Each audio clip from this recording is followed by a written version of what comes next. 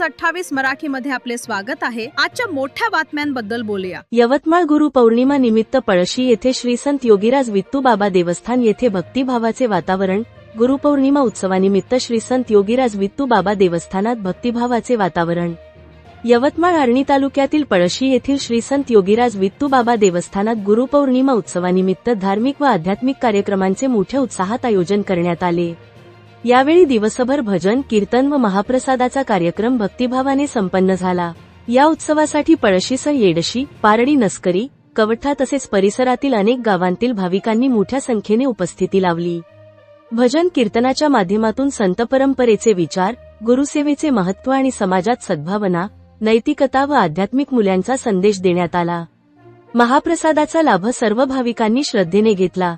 या धार्मिक सोहळ्याच्या यशस्वी आयोजनासाठी हनुमंत महाराज, पळशी यांच्या मार्गदर्शनाखाली देवस्थान समिती, ग्रामस्थ व सर्व सेवेकऱ्यांनी विशेष परिश्रम घेतले।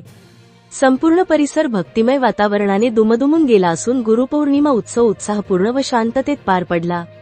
इंडिया न्यूज 28 यवतमाळ जिल्हा प्रतिनिधी नितीन पवारची रिपोर्ट।